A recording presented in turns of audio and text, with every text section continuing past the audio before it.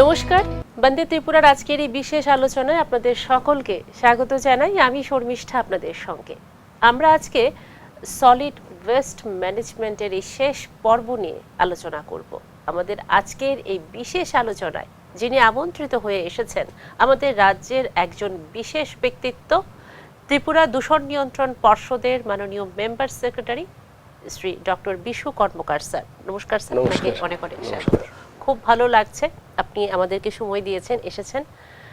বন্দে ত্রিপুরায় আমরা কিন্তু এই সলিড ওয়েস্ট ম্যানেজমেন্ট নিয়ে আমরা আরও আলোচনা করেছি, আলোচনা বিভিন্ন দিক তুলে ধরেছি। আজকে বলতে পারি আমাদের শেষ পর্ব, যে আলোচনার মধ্য দিয়ে আসলে কি প্রতি মুহূর্তে রাজ্য সরকার, কেন্দ্রীয় সরকারের পক্ষ থেকে বলা হচ্ছে একটা স্বচ্ছ ত্রিপুরা, সুন্দর ত্রিপুরা, এবং এটা মাননীয় প্রধানমন্ত্রীজিও সেই স্বচ্ছ এবং সুন্দর দেশ গড়ে তোলার জন্য একটা সবসময় আমাদেরকে পথ দেখিয়ে থাকেন।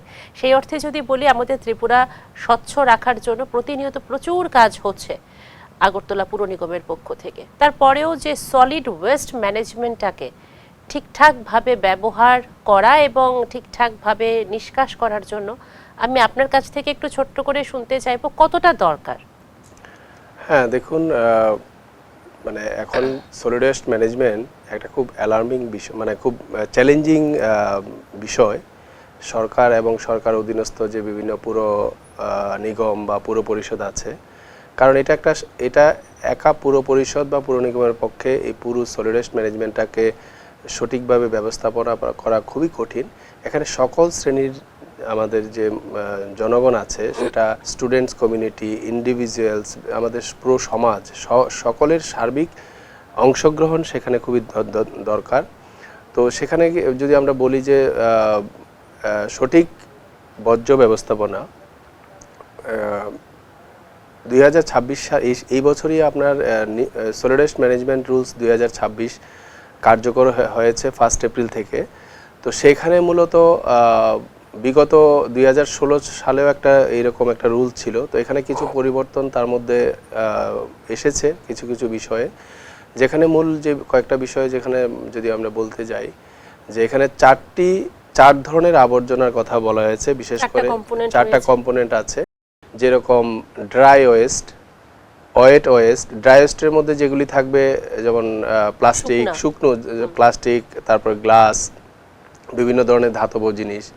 তারপরে ওয়েট ওয়েস্টের মধ্যে থাকবে আমাদের যে কিচেন ওয়েস্ট, তারপরে শাকসবজি, ফলের খোসা, এই ধরনের যে এগুলি আছে সেগুলিকে ওয়েট ওয়েস্ট। তারপরে যেটা, এই দুইটা ওয়েস্টেই 2016 সালের রুলসের মধ্যে ছিল, কিন্তু এখন নতুন দুটো কম্পোনেন্ট এটার মধ্যে যোগ হয়েছে, স্যানিটারি ওয়েস্ট। তো স্যানিটারি ওয়েস্ট যেটা হচ্ছে, সেটা হচ্ছে গিয়ে যেমন used diapers, used sanitary napkins, ওইগুলি স্যানিটারি ওয়েস্টের মধ্যে পড়ে। তারপরে আছে একটা special care West. Special care West হচ্ছে যেমন ধরুন ব্যাটারি, ব্যবহৃত ইলেকট্রনিক আইটেমস। তো এইগুলি স্পেশাল কেয়ার ওয়েস্টের ক্যাটাগরিতে পড়ছে। তো প্রত্যেকটার জন্য আলাদা ডাস্টবিনও রুলসে বলা আছে।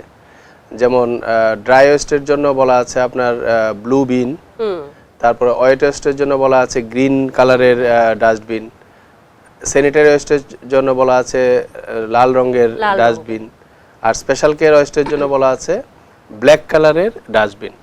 তো প্রত্যেক মানে বাড়ি বা বিভিন্ন প্রতিষ্ঠান, শিক্ষা প্রতিষ্ঠান, বাড়ি, বিভিন্ন সরকারি অফিস, প্রত্যেক জায়গার যে আবর্জনা তৈরি হয়, সলিড ওয়েস্ট যে ডেইলি তৈরি হয়, সেইগুলিকে এই 4টি শ্রেণীতে, 4টা কন্টেনারে সবাইকে রাখতে হবে। মানে দ্যাট মিনস ফার্স্ট কম্পোনেন্ট যেটা হচ্ছে সোর্স সেগ্রিগেশন। আমরা যখন আবর্জনা তৈরি করি, তখনই যদি আবর্জনাটাকে সোর্স সেগ্রিগেটেড ওয়েতে রাখি, তাহলে সেটা পুর পরিষদ বা পুর নিগম, ওদের দায়িত্ব হচ্ছে সে আবর্জনাটাকে নিয়ে যাওয়া, কালেক্ট করা এবং প্রপার ট্রান্সপোর্ট করে নিয়ে যাওয়া ডিসপোজাল সাইটের মধ্যে। সেখানে নিয়ে ওনারা সেটাকে সঠিকভাবে, যেগুলি বায়োডিগ্রেডেবল, পচনশীল যে আবর্জনাগুলি, সেগুলি আমি যারা বাড়ি বাড়ি ডোর টু ডোর কালেক্ট করে, ওদের মুখেও শুনতে পাচ্ছি যে ওরা বলছে যে আপনারা একসঙ্গে দেবেন না, আমাদের এগুলো ডিভাইড করতে খুব সমস্যা হয়। কারণ দেখুন, পচনশীল আর অপচনশীল দুটো যদি একসাথে মিশিয়ে সবাই রাখে, তাহলে সেটাকে আবার আলাদা করাটা খুব কষ্টকর। সেখানে আবার আনহাইজিনিক একটা বিষয় থেকে যায়। এবং ওদের ক্ষেত্রেও সমস্যা হাত দিয়ে যারা হাত দিয়ে করবে। তো এই জন্য source segregation is a very important component. আমরা যখন আবর্জনা তৈরি করব তখনই যদি আমরা সেগ্রিগেটেড ওয়েতে যদি আবর্জনাটা রাখি, তখন পুর নিগম, পুর পরিষদ তাদের পক্ষে সুবিধা সেগুলিকে নিয়ে, যেগুলি পচনশীল সেগুলিকে ওরা কম্পোস্টিং করবে, যেগুলি অপচনশীল সেগুলিকে ওনারা রিসাইকেল করার মতো কিছু জিনিস থাকে, যেমন প্লাস্টিক ওয়েস্ট কিন্তু রিসাইকেল করা যায়। প্লাস্টিকের ধরুন একটা ভাঙা প্লাস্টিকের চেয়ার, সেটাকে রিসাইকেল করে অন্য কিছু বানানো যায়, তো রিসাইকেল করা যেতে পারে। এবং লাস্টে রিসাইকেল করার পরও কিছু আবর্জনা আছে সেগুলিকে আর রিসাইকেলও করা যায় না, সেগুলিকে করতে হয় স্যানিটারি ল্যান্ডফিলে রাখতে হয়।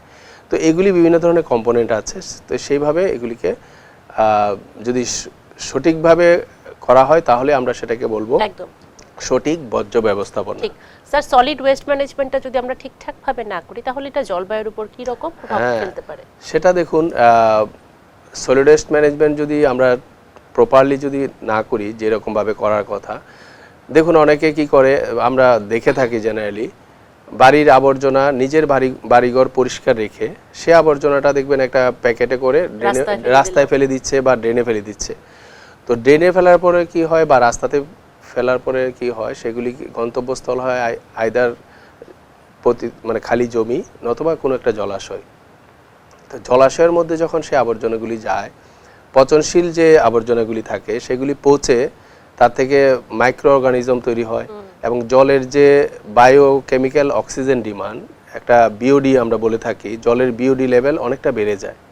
জলের বিওডি লেভেল যদি 3 মিলিগ্রাম পার লিটারে বেশি হয়, তখন ওই জলটা খাওয়ার অনুপযুক্ত এবং বাদিং মানে স্নান করাও সেখানে ঠিক নয়। পাশাপাশি জলজ যে প্রাণী আছে তাদের পক্ষেও তাদের জলের যে বাস্তুতন্ত্র সেটাও নষ্ট হয়। আবার অনেকে ভাবেন যে না, এটাকে একটা কাজ করি, এটা যত্রত্র ফেললে এটা জল দূষণ হয়, অনেকে কি করে খালি জমিতে ফেলে রাখে।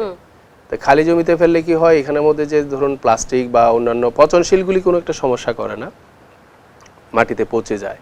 কিন্তু অপচনশীল যেগুলি আছে, যেমন প্লাস্টিকের ব্যাগ বা প্লাস্টিকের আইটেমস বা ধাতব মেটেল ধাতব, সেগুলি মাটিতে যখন পড়ে তখন সেগুলি আপনার কি করে, মাটির উর্বরতা শক্তি নষ্ট করে, মাটির জল ধারণ ক্ষমতা কমিয়ে দেয়। তাতে কি হয়, এবং কিছু কিছু রাসায়নিক পদার্থ যদি মাটিতে আমরা ফেলে দিই, তাতে জমির উর্বরতা তো কমিয়েই দেয়, পাশাপাশি ওই মাটিতে যদি কোনো শাকসবজি যদি ফলন করানো হয়, তার এফেক্ট শাকসবজির যে আমরা পাই তার মধ্যে কিন্তু থাকে। তো তাতে ইনডাইরেক্টলি আমাদের স্বাস্থ্যের ক্ষতি হতেই পারে। অনেকে ভাবেন ঠিক আছে মাটিতে ফেলবো না, মৃত্তিকা দূষণ হবে, জলে ফেলবো না, জল দূষণ, এটাকে পুড়িয়ে ফেলি, অনেকে পুড়িয়ে ফেলে আবর্জনা, হ্যাঁ, এবং সেটা তো আরো বেশি মারাত্মক। কারণ দেখুন এখানের মধ্যে আবর্জনা যখন পোড়ানো হয়, মানে ভেজা আবর্জনা, তাতে কিন্তু কমপ্লিট বার্নিং হয় না, তার থেকে কম্বাশন হয় না, একটা বাজে একটা কার্বন মনোক্সাইড, কার্বন ডাইঅক্সাইড, বিভিন্ন ধরনের গ্যাস বের। এবং প্লাস্টিক যদি থাকে ওই আবর্জনার মধ্যে, তার থেকে আপনার বিষাক্ত অনেক ডাইঅক্সিন, ফিউরান, এই ধরনের কিছু বিষাক্ত গ্যাস বেরোয়, যেগুলি থেকে ক্যান্সার পর্যন্ত হতে পারে। আর যেটা বললাম যে কার্বন মনোক্সাইড, কার্বন ডাইঅক্সাইড, সেগুলি থেকে তো বিভিন্ন ধরনের শ্বাসকষ্ট হতে পারে বা ফুসফুসজনিত বিভিন্ন ধরনের রোগ ব্যাধি হতে পারে। একদম স্যার। আর এবং ঠিকমতো যদি ব্যবস্থাপনা না করা হয়, দেখবেন রাস্তার পাশে যদি কোনো ডাস্টবিনে আবর্জনা রাখা হয়, সেটা যদি সময় মতন সেখান থেকে না সরিয়ে নেয়, তাহলে দুর্গন্ধ বেরিয়ে আসে, তাহলে একটা আমাদের বৃষ্টি পড়ে এবং একটা আনহাইজেনিক একটা সিচুয়েশন হয়, এবং তাতে জীবাণু সংক্রমণ হতে পারে, বিভিন্ন ধরনের রোগ ব্যাধি, জলবাহিত বিভিন্ন ধরনের রোগ ব্যাধি হতে পারে, ধরুন টাইফয়েড, জ্বর, মানে টাইফয়েড, কলেরা, এগুলি বিভিন্ন ধরনের জলবাহিত রোগও হতে পারে তার থেকে। এই ধরনের বিভিন্ন ধরনের স্বাস্থ্য হেলথ ইম্প্যাক্ট হতে পারে যদি আমাদের আবর্জনাগুলি ঠিকমতো প্রপারলি ডিসপোজাল না করা হয়, ঠিকঠাক যদি ডিসপোজাল না হয়।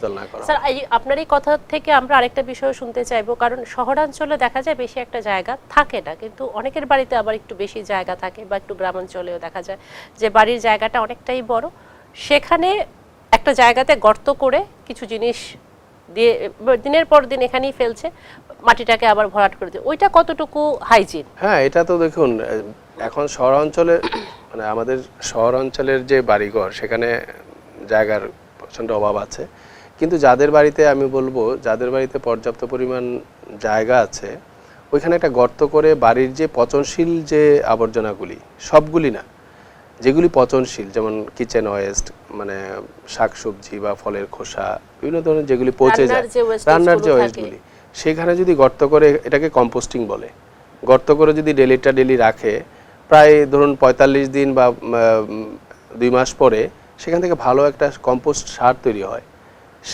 সেই কম্পোস্ট সারটা আপনার বাড়িঘরের বিভিন্ন ধরনের শাকসবজি বা বিভিন্ন ধরনের সার হিসেবে বায়ো কম্পোস্ট হিসেবে ব্যবহৃত হতে পারে। সেটা ভালো একটা পদ্ধতি। হ্যাঁ, কারণ বাড়িঘরে যদি কিছুটা করা যায় তাহলে পুর পরিষদ বা পুর নিগমের পক্ষে বার্ডেনটা কিছুটা কমে যায়। কারণ পুর নিগম বা পুর পরিষদ ওনারা কিন্তু এগুলিকে নিয়ে, যেগুলি পচনশীল এগুলিকে কিন্তু কম্পোস্টিংই করছে, সেখানে একটু বড় পরিসরে করছে। বাড়ি ঘরে তো আমাদের বড় পরিসর করলেই হবে না, প্রত্যেক বাড়িতে আবর্জনা যে তৈরি হয় তার একটা সীমিত পরিমাণ হয়। তো ছোট একটা গর্ত করলে সেই গর্ততে রাখলে কিন্তু সেটা একটা ভালো একটা। কতদিন স্যার গর্তটার মধ্যে রাখা দরকার? মিনিমাম 21 দিন, কিন্তু যত বেশি মানে 21 দিনে হয় না, এটা টেম্পারেচারের উপর ডিপেন্ড করে। এটা ধরুন 45 দিন থেকে 45 দিনের মধ্যে পুরোটা সার তৈরি হয়ে যায়। 21 থেকে 45 দিনের মধ্যে মাটিটা উঠিয়ে কাজে, তারপর এটাকে সারটাকে উঠিয়ে অন্য ইউজ করলো, আবার এখানে আবর্জনা পরবর্তীতে আবার রাখলো। এভাবে কিন্তু একটা মানে যেই আমাদের যেই ব্যাপারটা, যেটা ওই যে ওয়েস্টেজ রিসাইকেল, সেটা একদম সুন্দরভাবে কিন্তু ইউটিলাইজ হয়ে যায়। এবং সেটা তো একটা আছে, প্লাস ধরুন বাড়িঘরের যে অপচনশীল যেগুলি আছে, ধরুন প্লাস্টিক বা ধাতব বিভিন্ন জিনিস, সেইগুলিকেও কিন্তু যারা অথরাইজড, যেমন রদ্দিওয়ালা আমরা যাকে বলি, যারা বাড়ি থেকে এগুলি ভাঙা চূড়ার জিনিস যে নিয়ে যায়, সেগুলিও কিন্তু বিক্রি করা যেতে পারে। কারণ পুর নিগম, পুর পরিষদ যেটা ওরা নিয়ে যায়, পচনশীলকে কম্পোস্টিং করে, আর যেগুলি অপচনশীল এগুলিকে ওরা ম্যাটেরিয়াল রিকভারি সেন্টারে পাঠায়। ম্যাটেরিয়াল রিকভারি সেন্টার মানে ওইখানে যেগুলি পুনর্ব্যবহার করা যেতে পারে সেগুলিকে আবার ওরা ইনডাইরেক্টলি কোনো একটা ভেন্ডারের হাতে দিয়ে দেয় পুনর্ব্যবহার করার জন্য। তো সেটা ইন্ডিভিজুয়াল হাউস হোল্ড হিসেবে আমরাও করতে পারি। ঠিক, যেহেতু আমাদের হাতে সময় কম, আমরা জানতে চাইবো আমাদের এই আয়োজন আমরা কিন্তু বিশেষভাবে ছাত্রছাত্রীদের জন্য রাখার চেষ্টা করে থাকি, অভিভাবকদের জন্য। তো বিভিন্ন বিদ্যালয়েও তো একই রকমভাবে মিড ডে মিল রান্না হচ্ছে, খাবারের আয়োজন হচ্ছে, সেখানেও কিন্তু এই পদ্ধতিতে অনেকটা কিন্তু কাজ মানে এগিয়ে রাখা যায় বা অনেকটা কিন্তু সুচারুভাবে করা যায়। সেক্ষেত্রে ছাত্রছাত্রীদের ভূমিকাটা যদি একটু আপনি আমাদের বলেন। হ্যাঁ, আমি বলছি, এবার যে নতুন যে রুলসটা হয়েছে, সলিড ওয়েস্ট ম্যানেজমেন্ট রুলস 2026, এখানে শুধু ছাত্রছাত্রী না, এখানে অনেক কমিউনিটির রুলস, মানে what will be their role সেটা বলা আছে। তো বিশেষ করে ছাত্রছাত্রীদের একটা ইম্পর্টেন্ট রোল আছে, কারণ আমরা জানি আমাদের সমাজ গঠনে বা বিভিন্ন আমাদের নট অনলি সমাজ, আমাদের রাষ্ট্র গঠনের মানে ছাত্রদের ভূমিকা খুব গুরুত্বপূর্ণ। তো সেখানে আমি বলবো যে প্রত্যেকটা স্কুলে যে ছাত্রছাত্রীরা আছে তাদের ভূমিকা খুব গুরুত্বপূর্ণ, এবং স্কুল কর্তৃপক্ষেরও একটা রোল থাকে। তো এখানে ছাত্রছাত্রীরা যেটা করতে পারে, ওরা যে সোর্স সেগ্রিগেশন, কোন ধরনের আবর্জনা কোথায় রাখতে পারে, যেটা আমি বললাম, সেটা সকলে সেটাকে ফলো করতে হবে। নট অনলি স্কুল, সেটা বাড়িঘরেও সেটা ফলো করতে হবে। এবং ছাত্রদের যেটা ইম্পর্টেন্ট হলো হচ্ছে স্কুলে যেটা করবে, বাড়িঘরে ওদের যে মা বাবা বা বয়োজ্যেষ্ঠ যারা থাকে বাড়িতে, বা ওদের ছোটরা যারা আছে, তাদেরকেও উৎসাহিত করতে হবে, তাদেরকেও বোঝাতে হবে যে আবর্জনাগুলিকে এইভাবে রাখতে হবে সোর্স সেগ্রিগেটেড ওয়েতে। এবং যদি কম্পোস্টিং ফেসিলিটি থাকে, বাড়িঘরে কম্পোস্টিং করতে হবে। এবং স্কুলে যেটা মিড ডে মিল, আপনি যেটা বলছেন যে মিড ডে মিল প্রত্যেকটা স্কুলে আছে, এবং অলরেডি আমি দেখেছি, কারণ প্রত্যেকটা স্কুলেই আমরা রাজ্য দূষণ নিয়ন্ত্রণ পর্ষদ থেকে আপনারা জানেন আমরা ইকো ক্লাব পরিচালনা করে থাকি।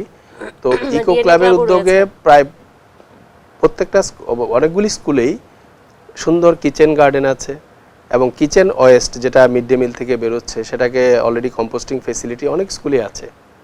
তো যেই সব স্কুলে নেই, ছাত্রছাত্রীদের মানে সেটাকে ইনিশিয়েটিভ নিয়ে সেটাকে একটা করতে পারে। এবং আমি যেটা বলবো যে নিজের ক্লাসরুম ঠিকমতো পরিষ্কার পরিচ্ছন্ন আছে কিনা, সেটা কিন্তু ছাত্রদের একটা গুরুত্বপূর্ণ ভূমিকা থাকে, এবং স্কুল কর্তৃপক্ষের একটা গুরুত্বপূর্ণ ভূমিকা থাকে। তো সেখানে প্রত্যেকটা ক্লাসে কিন্তু ক্লাস মনিটর আছে, সেটা অনেক দিন আগে থেকেই। কিন্তু আমার মনে হয় যে যেহেতু সলিড ওয়েস্ট ম্যানেজমেন্ট খুব একটা চ্যালেঞ্জিং বিষয় উঠে দাঁড়িয়েছে বর্তমান সময়ে, সেখানে ক্লাস মনিটর তো আছেই, পাশাপাশি ডেডিকেটেড একজন মনিটর যে শুধু স্কুলের পুরোটা আবর্জনা ব্যবস্থাপনা ঠিকমতো হচ্ছে কিনা সেটা দেখতে পারে। সেটা ক্লাস লেভেলও হতে পারে বা স্কুল লেভেলও হতে পারে। প্রত্যেকটা ক্লাস থেকে একজন মনিটর যে শুধু ক্লাসের পরিষ্কার পরিচ্ছন্নতা অলরেডি হয়তো আছে বিভিন্ন স্কুলে, তো সেটা ছাত্রদের একটা গুরুত্বপূর্ণ ভূমিকা থাকতে পারে। তো ছাত্রছাত্রীকে যেটা মানে ভাবতে হবে যে আবর্জনা যদি আমরা সোর্স সেগ্রিগেশন করে রাখি, যে আবর্জনাগুলি যেখানে রাখার, এবং সেগুলিকে প্রপারলি যদি ডিসপোজাল হচ্ছে কিনা সেটাও যদি ওরা দেখে, তাহলে বর্জ্য ব্যবস্থাপনার যে ঠিকমতো না হলে যেটা ক্ষতিকারক প্রভাব আমাদের পরিবেশের উপর পড়ছে, আমাদের স্বাস্থ্যের উপর পড়ছে, সেটা অনেকটা কমবে, রোধ করা যাবে। একদম স্যার, যেহেতু বিদ্যালয়ের মধ্যে ছেলে মেয়েরা চকলেট চিপস এগুলোর প্যাকেটও থাকে, সেগুলোকে না হয় সাইড করে রেখে দিল দেওয়ার ক্ষেত্রে, আর যেগুলো মানে আপনি যেটা বললেন যে সলিড ওয়েস্ট ম্যানেজমেন্টে যেগুলো মানে পচনশীল সেগুলোকে একটা স্কুলের মধ্যে একটা ডাস্টবিন থাকে বা একটা গ্রাউন্ডের একটা কর্নার বা যেখানে কিচেন গার্ডেনের একটা ব্যাপার থাকে, সেখানেও কিন্তু ইচ্ছে করলে করতে পারে ওরা। একদম। যেহেতু আমরা এই সলিড ওয়েস্ট ম্যানেজমেন্টের আজকে লাস্ট পর্বে রইলাম স্যার, আমরা একটু জানতে চাইবো স্যার, যেহেতু অনুষ্ঠানটাও আস্তে আস্তে শেষের দিকে চলে এসেছি, যে আমাদের সমাজে কিন্তু এখনো এমন অনেক লোক রয়েছে যারা এগুলোর প্রতি দৃষ্টি রাখছেন না। নিজের বাড়িটা, যেটা আপনি বলেছেন, নিজের বাড়িটা সুন্দর করছে, বিল্ডিং করছে, কিন্তু এই ক্ষেত্রে একটা অনীহা এখনো রয়ে গেছে বর্তমান সময়ে। হয়তো পুর নিগমের পক্ষ থেকে প্রচুর ডোর টু ডোর কালেকশনও হচ্ছে, সবটাই হচ্ছে, কিন্তু সচেতন নাগরিক হিসেবে আমাদের কি কর্তব্য?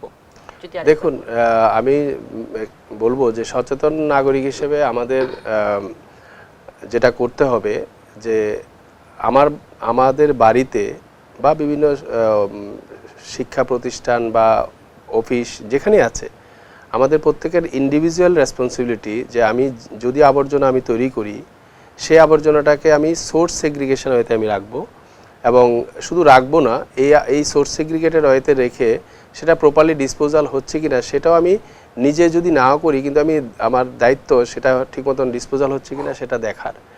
তো সার্বিক সকলের যদি আমরা সমানভাবে সেটাকে নিয়ে ভাবি যে এবং এখানে আমি বলবো যে শুধু ইন্ডিভিজুয়াল নাগরিক হিসেবে যেরকম আমাদের দায়িত্ব, প্রত্যেকটা পাড়াতে দেখবেন ক্লাব আছে, বিভিন্ন স্বেচ্ছাসেবী সংস্থা আছে, ওদেরকেও কিন্তু সমানভাবে এগিয়ে আসতে হবে। একদম। কারণ একজন ইন্ডিভিজুয়াল নাগরিক হিসেবে উনি নাও জানতে পারেন যে সঠিকভাবে যদি বর্জ্য ব্যবস্থাপনা না হয় তাহলে ক্ষতিকারক প্রভাব কী হতে পারে।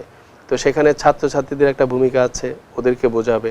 স্বেচ্ছাসেবী সংস্থা ওনারাও বিভিন্ন আলোচনা সভা করে ওদেরকে সচেতন করবে। পাশাপাশি স্কুল কর্তৃপক্ষেরও কিন্তু একটা গুরুত্বপূর্ণ ভূমিকা আছে। প্রত্যেকটা স্কুল, আমি যেটা বলবো, প্রত্যেকটা স্কুল দেখবেন তাদের একটা নির্দিষ্ট একটা এলাকা আছে, ওই এলাকায় বিভিন্ন স্থানীয় ক্লাব বা লোকাল বডি আছে, যেমন এটা পঞ্চায়েত হতে পারে, আরবান লোকাল বডিজ হতে পারে, ওদের সঙ্গে যৌথভাবে এলাকার জনগণকে নিয়ে, এবং সেখানে ছাত্রছাত্রীদের উপস্থিত থাকতে পারে, একটা আলোচনা সভা করা, ওইখানে সবাইকে মানে আলোচনার মাধ্যমে বোঝানো, সচেতন করা যে আবর্জনা যদি আমরা সঠিকভাবে ব্যবস্থাপনা না করি তাহলে এই ক্ষতিকারক প্রভাবগুলি আমাদের হতে পারে, এবং অদূর ভবিষ্যতে আমাদের পরিবেশ দূষিত হতে পারে। এবং শুধু তাই না, আবর্জনা যদি আমরা সঠিকভাবে ব্যবস্থাপনা না করি তাহলে আমরা যে এই যে জলবায়ু পরিবর্তন যেটা বলছি, ক্লাইমেট চেঞ্জ, এখন তো হচ্ছেই, এখন হচ্ছে, তো সেটা মানে অনেকে ভাবে যে গাড়ি ঘোড়া থেকে যে ধোঁয়া বেরোচ্ছে প্লাস ইন্ডাস্ট্রি থেকে যে ধোঁয়া বেরোচ্ছে সেগুলিই শুধু একমাত্র গ্রিন হাউস গ্যাসের মাধ্যমে গ্রিন হাউস এফেক্ট হচ্ছে, আমাদের পৃথিবীর তাপমাত্রা দিন দিন বাড়ছে, যাকে আমরা গ্লোবাল ওয়ার্মিং বলছি, এবং যার ফলে জলবায়ুর পরিবর্তনের যে গতি সেটাকে আরও ত্বরান্বিত করছে। তো সেই ক্ষেত্রে আমি বলবো যে আবর্জনা থেকেও কিন্তু গ্রিন হাউস গ্যাস, যদি আবর্জনা সঠিকভাবে আমরা ব্যবস্থাপনা না করি, তার থেকেও কিন্তু গ্রিন হাউস গ্যাস বেরোতে পারে। ধরুন আবর্জনা, এই যেটা আমি বললাম, পচনশীল আবর্জনাকে যদি আমরা সময় মতো যদি কম্পোস্টিং না করি, স্তূপ আকারে যদি আমরা রেখে দিই তাহলে তো তাহলে বাজে এখান গন্ধ থেকে বেরোবে। অ্যানারোবিক ডিকম্পোজিশন হয়। অ্যানারোবিক ডিকম্পোজিশনের ফলে তার থেকে প্রচুর পরিমাণে মিথেন গ্যাস বের হয়। তো আমরা সবাই জানি যে মিথেন একটা অন্যতম একটা green house gas like carbon dioxide. তো সেখানে প্রচুর পরিমাণে মিথেন গ্যাস বেরোচ্ছে। তো এরকম আপনার চিন্তা করেন প্রত্যেকটা এরিয়াতে এরকম যদি আবর্জনা স্তূপ স্তূপ করে থাকে প্রচুর মিথেন গ্যাস বেরোচ্ছে। ঠিক। তো সেটা এটাই তো আমাদের গ্রিন হাউস pollution টাকে আরো এফেক্টকে বাড়িয়ে বাড়িয়ে দিচ্ছে। পাশাপাশি আপনার যে আবর্জনাকে যদি পুড়িয়ে ফেলে সেখান থেকেও প্রচুর পরিমাণে কার্বন ডাইঅক্সাইড গ্যাস। তো এইভাবে এই যে এই যে ক্ষতিকারক যে প্রভাবগুলি সেইগুলি স্কুল কর্তৃপক্ষ, সমাজসেবী সংস্থা, ক্লাব, লোকাল বডিজ প্রত্যেক বা ইকো ক্লাব স্কুলে ইকো ক্লাবের একটা গুরুত্বপূর্ণ ভূমিকা রয়েছে। ওরা মানে প্রত্যেকটা স্কুলে প্রত্যেক মাসে একটা ছোট ছোট প্রোগ্রাম বা আবর্জনা ব্যবস্থাপনার উপরে একটা প্রজেক্ট এক্সিবিশন, যে এই আবর্জনাগুলিকে দিয়ে কি কি ইনোভেটিভ প্রজেক্ট হতে পারে। বাচ্চাদের চ্যাপ্টারেও তো রয়েছে, সলিড ওয়েস্ট ম্যানেজমেন্ট একটা চ্যাপ্টারই আছে। হ্যাঁ, তো এগুলি নিয়ে ছাত্রছাত্রীদেরকে আরো বেশি করে মানে ভাবার জন্য উৎসাহিত করা, যাতে করে ইনোভেটিভ কিছু নিয়ে বেরিয়ে আসে যে এই আবর্জনাটাকে যদি আমরা না ফেলি। এখন নতুন একটা কথা এসছে, আপনারা সবাই জানেন, আমরা আগে জানতাম যে এখন আবর্জনাকে কিন্তু আবর্জনা বলে না, ইট ইজ এ ওয়েলথ, মানে এটা একটা সম্পদ, এবং সেটাকে সার্কুলার ইকোনমি হচ্ছে। মানে এই আবর্জনাটাকে পুনর্ব্যবহৃত হয়ে সেখান থেকে একটা ইকোনমি গ্রোথ হচ্ছে, যেটাকে আমরা সার্কুলার ইকোনমি বলি।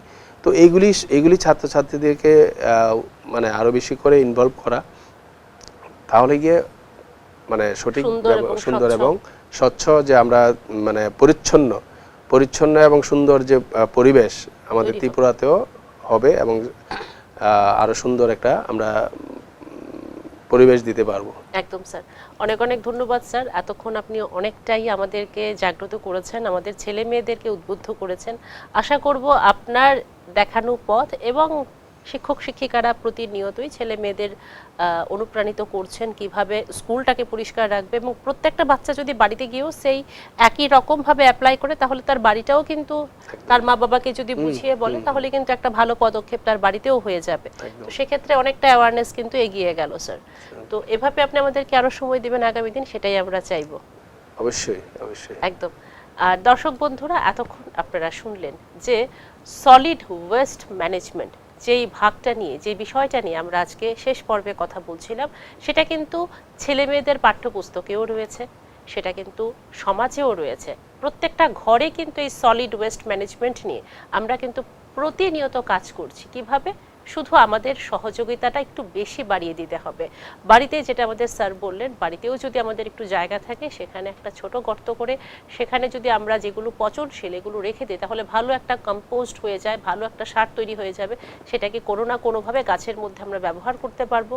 যদি বাড়িতে জায়গা না থাকে তাহলে আমি অবশ্যই সলিড ওয়েস্ট ম্যানেজমেন্টের মধ্য দিয়ে আগরতলা পুর নিগমকে সহযোগিতা করব, যারা শহরটাকে স্বচ্ছ রাখার জন্য, সুন্দর রাখার জন্য প্রতিনিয়ত কাজ করছে। বা যদি কোনো এরকম টিম থাকে, স্বেচ্ছাসেবী থাকে যারা বাড়ি বাড়ি ডোর টু ডোর কালেক্ট করে, তাদের কাছে আমরা সহযোগিতা করব, তাদের কাজটাকে আরো সঠিকভাবে যেন করতে পারে সেটার জন্য সহযোগিতা করব। তাহলেই একটা স্বচ্ছ সুন্দর ত্রিপুরা গড়ে উঠবে।